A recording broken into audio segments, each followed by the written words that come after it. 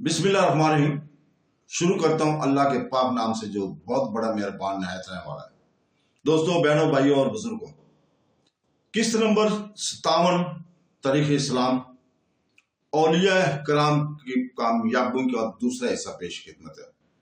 तो दोस्तों, बहनों, भाइयों, जब मुसलमानों की सियासी ताकत बर्बाद कर दी गई थी और तहजीब का खात्मा कर दिया गया था, तो इस्लाम ने अपनी तवज्जो अपने बातनी व रूहानी बुनियादों की जान मोतबर करी। वो सूफिया कराम ही थे जिन्होंने 13वीं सदी ईस्वी के गुप्त अंधेरे दूर में ईमान की शमा रोशन रखी। मुगलों ने मुस्लिम हुक्मरानों को कत्ल कर दिया, कुतुब खानों को बर्बाद कर दिया, उलमा को गुलाम बनाया, लेकिन इनकी तलवार सूफियों के दिलों को छू न सकी। सूफिया कराम साबित कदम रहे। उन्होंने ईसाइयों के खिलाफ एक जबरदस्त रूहानी जंग लड़ी और ईरान के गज्जान आजम के 1295 इस्लाम लाने के साथ ही इस जंग को जीत लिया। छोटी छोटी झोंपड़ियों में दूर दराज के मकामात पर ईमान की ये आग मुसलसल जलती ही रही। जुल्म जबरो बर्बरियत के अंधेरों में ये मध्यम रोशनी सुलगती रही। जब तारीखी और दूर हो गई तो यही छोटी सी आग रोशनी के अजीम मीनार बन गए। तौहीद के पैगाम को पाकिस्तान, हिंदुस्तान, इंडोनेशिया और मशरकी यूरोप तक पहुंचा दिया गया। यूरेशिया के माशरती उफुक को तागीर पजीर क्या तब्दीलियों से इशारा किया। दुनिया के अहम वाक़यात को मुकम्मल तौर से मुतासर किया। इस्लामी दुनिया के दूर दराज मकामात के कोने कोने में 1000 सालों से ज्यादा अरसा तक तौसूफ इंसानी इसलाह के लिए, मुआशरी इसलाह के लिए एक रहनुमा कुव्वत बना रहा। अलावा इसके कि सियासी तहरीकों के लिए भी काटदार धार का काम देता रहा, एक महमेज का काम सर अंजाम देता रहा। आज अगर इस्लामी दुनिया का कशिश शक्ल कैरा की बनिस्बत सिंगापुर से करीब है, तो इसकी वजह सलातीन की ताकत या मलाओं की खुतबात या पंडितों निसार नहीं, लेकिन सूफी शौक के रूहानी रसाई कुर्ब और तकरीब की वजह से है। दोस्तों, मंगोल सलाब का सामना करने वाली नस्ल में न सिर्फ अपने वजूद को बरकरार रखने का इस्तक़लाल बाकी था, बल्कि ईमान की खिदमत करने और इसकी और ज्यादा इशाअत करने का अज़म मुसम्मम भी था। इस दौर के गैर मामूली जहानत के अफराद ने रूहानियत को अपने आप को और इस्लाम के अल्लाह के इक़्तिदार का इज़हार का जरिया बनाया। हर तरफ सूफी तरीका जड़ पकड़ने लगा और इस तारीखी तरीन वक्त में घने अंधेरों में मुसलमानों को अपनी जिंदगी बचाने का जरिया बना। तारीख पर अब्दी नकोश छोड़ने वाले तरीकों में अहम तरीन तरीका इन सूफिया कराम के हैं। हजरत शेख अब्दुल कादिर जिलानी, जिनका इंतकाल बगदाद में 1166 में हुआ। हजरत शेख मोइनुद्दीन चिश्ती, जो अजमेर हिंद में 1236 में अपने महमूद हकीकी से जा मिले। हजरत ज़ियाउद्दीन साहब सहरवर्दी, जिनका मिस्र में 1258 में इंतकाल हुआ। जलालुद्दीन रूमी, जिनका तुर्की में 1273 में वसाल हुआ, और ख्वाजा बहाउद्दीन नक्शबंदी, जिन्होंने बुखारा में 1386 में वफात पाई। जैसे जेद सूफिया कराम अपने तरीका से सदियों तक नस्लों की रहबरी करते रहे। इब्नुल अरबी, जिनका वसाल 1240 में हुआ, उन्होंने तकरीबन इसी दौर में स्पेन को सूफी नज़रियात के से इशरा किया। कादिरिया सिलसिला तो सारे इस्लामी ममालिक में फैल गया और मजहबी, मुआशरती और सियासी तहरीकों पर अपना गहरा असर छोड़ गया। बड़े सगीर पाक व हिंद में इस्लाम की तरवी में चिश्ती सिलसिला का सबसे जबरदस्त हाथ रहा है। इब्न अरबी की तहरीरों ने दुनिया भर में तौसूफ की नशो नुमा में अपनी गहरी छाप छोड़ी। मिस्र, शाम, मलेशिया, मशरकी अफ्रीका और शुमाली अफ्रीका में शाहदोलिया मसल के सरपरस्ती मिल गई। जलालुद्दीन रूमी के मौलिया तरीका ने तुर्की और यूरोप को मुतासर किया। इस्लाम की कुव्वत मुदाफ़त ने मंगोल हमलों के जबरदस्त झटकों को न सिर्फ बर्दाश्त किया, बल्कि आखिरकार खुद मंगोलों को ही इस्लाम कबूल करने की जानब राग़ब करने में कामयाब हुए। एक तरफ तो तौसूफ शरीयत और सुन्नत रसूल सल्लल्लाहु अलैहि वसल्लम पर अटल और साबित कदम रहे, दूसरी जानब यही तौसूफ इस्लामी रूहानियत और मकामी तहजीबों को आपस में पगलाते रहे, बातनी भट्टी में तपाते रहे। इससे एक अवामी इस्लाम उभरा जो बरसगीर पाक व हिंद, इंडोनेशिया और अफ्रीका के अंदरूनी इलाकों में बड़ी तेजी के साथ फैल गया। इस्लाम के रूहानी तवील अरीज और गहरी यानी मुकम्मल हुजूम को जब تک سامنے رکھا نہیں جاتا، اس وقت اس علاقے کی تاریخ کو بھی صحیح طور پر نہیں سمجھا جا سکتا۔ خاص و عام مسلمانوں کی صوفیت کی جانب حد درجہ جھکاؤ پر روک لگانے اور ان کی اصلاح کرنے کے لیے بھی جو بے شمار طریقیں اٹھی، ان طریقوں کا خمیر بھی صوفیانہ افکار سے ہی بنایا جائے۔ شام کے ابن تمیمہ، جن کا انتقال 1326 میں ہوا، ہندوستان کے اہم سرہندی رحمت اللہ علیہ، جن کا وفات 1615 میں ہوئی، لیبیا کے محمد الاسوانی 1859 میں جنہوں نے اپنی آخری سانس لی، اور سوڈان کے المہدی جنہوں نے 1885 میں وفات پائی۔ ان تمام مصلحین کی اصلاحی طریقے آخرکار اور بنیادی طور پر صوفیانہ طرز فکر سے ہی اٹھی تھی، اس سے ان کا خمیر بنا تھا۔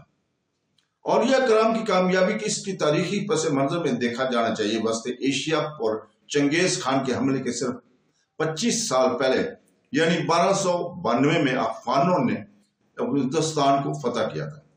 جب ہلاکو خان نے 1258 میں بغداد تباہ کر دیا تھا تو اس وقت اسلام نے انڈونیشیا میں بس اپنا پہلا قدم ہی رکھا تھا۔ ہندوستان اور مشرقی بیت میں جو اسلام داخل ہوا وہ علماء کے پندو نصاح آموز اسلام سے زیادہ صوفیوں کے روحانی اسلام تھا۔ صوفی تاریخوں نے خصوصیت کے ساتھ اسلام کے مشرقی حصہ کو بہت زیادہ متاثر کیا۔ وہ مشرقی جیسے آج ہم ایران، پاکستان، ترکی، وسط ایشیا، ہندوستان، بنگلہ دیش، ملیشیا، انڈونیشیا کہتے ہیں، علاوہ اس کے مغربی افریقی وہ ممالک جو صحارا کے جنوب میں واقع ہیں، انہیں بھی ان تاریخوں نے بے حد متاثر کیا۔ 1261 میں این جالوت کی جنگ میں فتح کی وجہ سے عرب کی وہ مرکزی علاقے جو منگولوں کی تباہیوں اور بربادیوں سے محفوظ رہے، ان علاقوں پر صوفیوں کا اثر کم رہا۔ یہاں کے لوگ اس کلاسیکل اسلام کی زیادہ وفادار ہیں جس میں شریعت اور سیاسی وراثت پر زیادہ توجہ دی گئی تھی۔ مثال کے طور پر 14ویں اور 15ویں صدی عیسوی میں عثمانیوں کے غازیانہ جوش اور ولولے میں نقش بندیہ اور قادریہ اثر نے نئی روح پاؤں گی۔ عثمان دان فدوئی، جن کا انتقال 1817 میں ہوا، جنہوں نے مغربی افریقہ میں اسلامی حکومت قائم کرنے کے لیے جدوجہد کی، وہ قادریہ صوفی مسلک کے ماننے والے تھے۔ عبد القادر جزائری ایک قادریہ شیخ تھے۔ انہوں نے الجزائر پر فرانس کے قبضہ کے خلاف جدوجہد کی۔ 1840 کے دوران شمال کوچک پر رومیوں کے غاصبانہ قبضہ کے خلاف شمالی داغستانی نے جدوجہد کی۔ سینیگال اور مالی میں فرانس کے قبضہ کے خلاف شیخ الحج تال نے 1860 میں جہد مسلسل کی۔ ابھی حال ہی میں یعنی 1911 میں شمالی افریقہ پر اٹلی کے 9 آبادیاتی حملوں کا سائنسوئی تاریخ نے ڈٹ کا مقابلہ کیا۔ جدید دور میں بھی کئی غیر عرب اسلامی ممالک میں صوفی نظم و ضبط قومی آزادی کی تحریکوں کے لیے قائد فراہم کرتے ہیں۔ اس کی سب سے بڑی مثال ایشیائی کوچک کی ہے، جہاں پورے 100 سالوں تک روسی تسلط کے خلاف نقش بندیہ نظم و ضبط کی حلقہ والوں نے بڑی پابندی سے مقابلہ کیا۔ اس کے برخلاف 18ویں صدی عیسوی کے دوران عرب میں وہابی تحریک کا نعرہ جنگ جو نہ تھا، یہاں شریعت کی انتہائی سخت پابندی تھی۔ مصر اور الجزیرہ کی جدید اسلامی تاریخیں شریعت اور سیاسی وراثت کے جذبے سے بھری ہوئی ہیں۔ صوفیوں نے ہندوستان، افریقہ اور انڈونیشیا کو فتح کیا اور مشرق کے مسلمانوں کو سیاست، زبان، فنکاری، موسیقی اور تہذیب و تمدن پر اپنی گہری چھاپ چھوڑی۔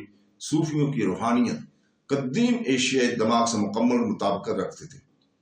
ہندو اور بدھ دونوں ہی گروہ در گروہ اسلام کے دامن آغوش میں داخل ہونے لگے۔ اس طرح محمود غزنوی یا علاؤدین خلجی کے برخلاف اجمیر کے خواجہ محی الدین چشتی، پنجاب کے حضرت بابا فرید الدین، دکن کے حضرت خواجہ قطب الدین اور دہلی کے حضرت خواجہ نظام الدین اولیاء نے برِ صغیر پاک و ہند پر پائیدار اور گہرا اثر چھوڑا۔ انڈونیشیائی بدھ ازم کے ریاضت اور زید نے صوفیہ کرام کو ملاؤں کی کتابی علم کے خطابات سے زیادہ قابل قبول پایا۔ افریقہ کی مظاہر پرست روح نے تصوف کی ڈھول کی دھن پر رقص شروع کیا اور لاکھوں کی تعداد میں اسلام کی آغوش میں شامل ہو گئے۔ सियासत, मौसीकी, तहजीब और तमद्दन के मैदान में आगे चलकर पेश आने वाली सूरत पर तसव्वुफ ने गहरा असर नहीं छोड़ा था। सूफी शाही सिलसिला के इब्तिदा सूफी तारीख से ही हुई। मुगल शहनशाह बाबर सूफियत का दिलदादा था और यह बात इसके बाबर नामा से ज़ाहिर होती है। उस्मानिया खानदान के अव्वलीन सलातीन गाजी रूम कहलाते थे। ये नक्शबंदिया सिलसिला के पैरोकार थे। मुगल शहनशाह अकबर और जहांगीर हजरत ख्वाजा सलीम चिश्ती के इंतहाई अकीदतमंद पैरोकार थे। चिश्तियों और नक्शबंदियों ने हिंदुस्तानी मौसीकी पर गहरा असर छोड़ा। उन्होंने हमदिया, नगमों, क्लासिकी रागों के मिलन से मौसीकी को नई सिमतें अता की, जो कि कव्वाली, नात, हमद और गजल गोई की तरह से साफ जा रहा है। हजरत शेख जलालुद्दीन रूमी की आफाकी सलाहियतों का शायद सबसे बड़ा एतराफ यह है कि आज शुमाली अफ्रीका में सबसे ज्यादा पढ़े जाने वाले मुसन्निफ वही हैं। इसकी तारीखी कामयाबी के बावजूद इल्म के फकदान की वजह से सूफिया तर्ज फिक्र के गलत इस्तेमाल की राहें खुल गई। 18वीं सदी ईस्वी के दौरान मुस्लिम माशरे में आम सियासी तमद्दनी इंतहाद की वजह से रूहानियत और खिलाफियाती जोर पर ज़वाल पजीर हुई। जिस तरह मजहब रूहानियत के बगैर ज़वाल पजीर होकर सिर्फ ज़हरी रसूमात का एक पलंदा बनकर रह जाता है, इसी तरह रूहानियत शरीयत के बगैर इंतहादात का शिकार होकर सिर्फ अनानीत और वादियत वजूद का चरबा बनकर रह जाती है। रूहानी तरीका से वाबस्ता इस कमजोरी की वजह से इसको कई तारीखों ने तनकीद का निशाना बनाया।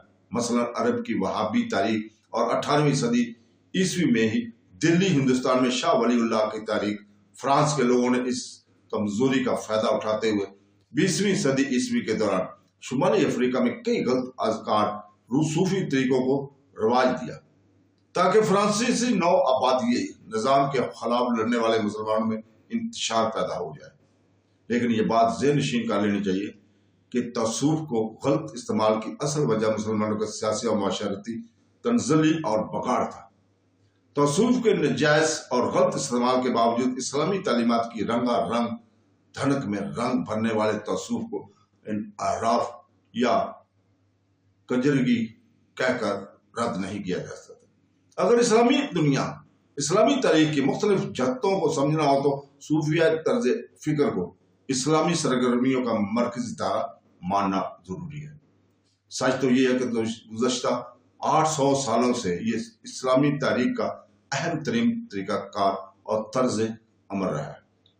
तसव्वुफ दो असर आफरीन क़ुव्वत है जिसने इंतहाई नाजुक वक्त में इस्लाम को किनारे लगाया, मुगलों की रूह को फतह किया, इस्लाम की असली और रब्ती पैगाम को एशिया, अफ्रीका और यूरोप के अंदरूनी हिस्सों में दूर दूर तक इंतहाई शिद्दत से पहुंचाया।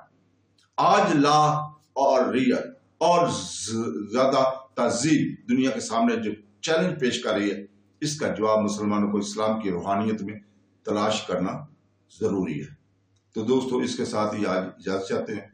कल तक के लिए इंशाअल्लाह ताला कल इस वक्त हम आपके सामने किस्त नंबर 58 को पेश करेंगे। अल्लाह हाफ़िज़।